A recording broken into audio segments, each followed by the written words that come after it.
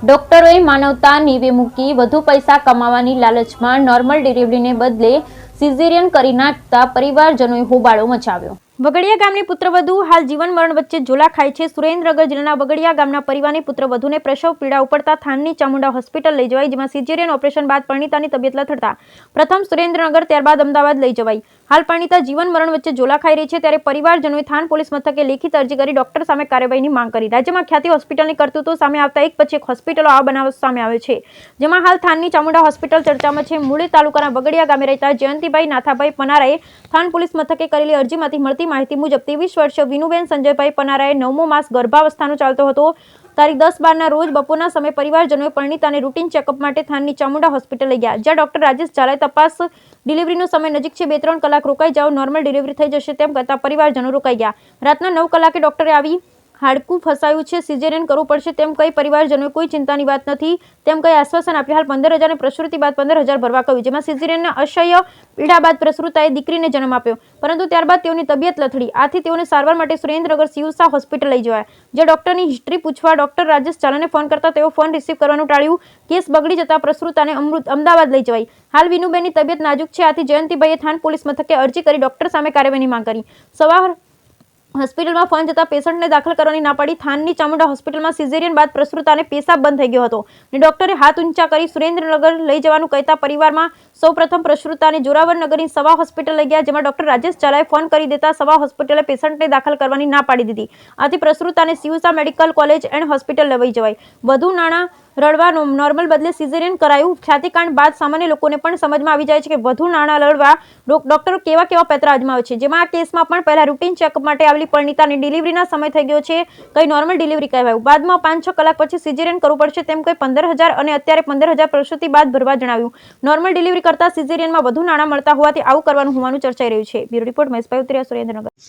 મારું નામ ગિરધરભાઈ પ્રભુભાઈ પનારા, જે એક અમારા ભાઈ જે ચામુંડા હોસ્પિટલની અંદર જે એનો દીકરાના વહુનો દવાનો જે લેવા માટે ગયા હતા, જેથી કરી કે ડિલિવરીના સમય ઉપર, જોકે ડિલિવરીનો કોઈ ટાઈમ થયો નહોતો, જેથી કરી એ લોકોએ કારણ કે 2-3 કલાકમાં કીધું હતું કે ડિલિવરી થઈ જાય, પણ ખરેખર એવું કાંઈ હતું નહીં।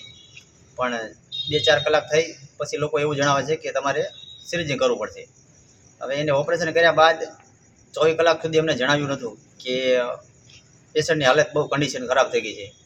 પછી 24 કલાક પછી એમને એવું જાણ કરવામાં આવે છે કે તમે સુરેન્દ્રનગર રિફંડ થઈ જાઓ। જ્યારે અમે સુરેન્દ્રનગર રિફંડ થયા છીએ તો ટીબી હોસ્પિટલને રિફંડ કર્યા હતા, તો પછી ત્યાં 24 કલાક સારવાર લીધી બાદ ડૉક્ટરને કેસ હેન્ડલ ન કરી શક્યા, પછી અમદાવાદ રિફંડ કરવામાં આવ્યા છે। અત્યારે પેશન્ટની હાલત બહુ ગંભીર છે અને એટલી બધી ગંભીર છે કે વેન્ટિલેટર ઉપર છે કે એને બચવા માટે કોઈ ચાન્સ નથી હજી ભવિષ્યમાં। અને અમે આજે થાનગઢ આવ્યા છીએ અને પોલીસ સ્ટેશનની અંદર જો ફરિયાદ દાખલ કરવા માટે આવ્યા હતી, પણ ફરિયાદ નથી લીધી અત્યારે અમારે, કારણ કે અરજી લીધી છે અને સાહેબે એવું જણાવ્યું છે કે કાંઈ બનાવ બને તો એની માટે અમે કાર્યવાહી કરશું। પણ અમારી એવી માગણી છે કે ભવિષ્યમાં કે જો અમારી સાથે બનાવ બન્યો છે તો ડૉક્ટરને કડકમાં કડક સજા થાય અને ભવિષ્યની અંદર કોઈ જો બીજા વ્યક્તિને ક્યારેય આવું ન બને એટલા માટે અમે આ કહી રહ્યા છીએ। અને ભવિષ્યની અંદર જો કડકમાં કડક સજા થશે તો આવા બીજા કોઈ આવા ખોટા નાટક નહીં કરે, જેથી કરી અમારી એવી માગણી છે। કઈ હોસ્પિટલ હતી? ચામુંડા હોસ્પિટલ હતી। કઈ જગ્યાએ છે? થાનગઢ આઝાદ ચોકની અંદર, થાનગઢ તાલુકામાં આઝાદ ચોકમાં આવેલી છે। મારા ભાણેજના ઘરનાને ચામુંડા હોસ્પિટલમાં લઈને આવ્યા હતા, ઘરે વાસણ ઉટકતા હતા અને કે હવે મારી દવા ખલાસ થઈ ગઈ છે, તે બતાવવા આવ્યા તો હોસ્પિટલમાં એમ કીધું કે તમારે બસ 2-3 કલાકનો સમય છે, ડિલિવરી તમારે નોર્મલ થઈ જશે। પછી મેં ક્યાંય જવાનો આગ્રહ ન રાખ્યો 2-3 કલાકમાં, પછી ડિલિવરી કરી। પછી કે અડધી કલાક પછી એવો બહાર કહેવાયું કે એને ઓલા જે હાડકું આવે ને ત્યાં બાળક અટકાઈ જાય, પછી કે હવે આને સિઝરિંગ કરવું પડશે। પછી મેં કીધું કે હવે એટલી હજે જો ભોગી ગયું હોય, પછી મેં કીધું કે કોઈ વાંધો નહીં, તમે સિઝરિંગ કરી નાખો। પછી સિઝરિંગ કર્યું, પછી પાછો કલાક પછી મેસેજ આવ્યો અંદરથી કે તમે હવે આ થોડીક તકલીફ જેવું છે કે તમે સુરેન્દ્રનગર જઈને લોહી લઈ આવો। પછી મેં લોહી લાવ્યા, 2 બોટલ કણની અને 2 બોટલ લોહીની। પછી એ જે લોહી લાવ્યા પછી લોહી પૂરતું અડધી બોટલ કે ચડાવ્યું, પછી 3.5 બોટલ વધ્યું। પછી પાછા 2-3 કલાક પછી એવું કીધું કે હવે આ બેનની હાલત બહુ ખરાબ છે, તમે સુરેન્દ્રનગર વહી જાઓ। પછી સુરેન્દ્રનગર ટીબીમાં ગયા, પછી ન્યાય એમને ટૂંકી સારવારને લઈ અને એમ કીધું કે આ હાલત બહુ નાજુક છે અને તમે અમદાવાદ રિફર કરો.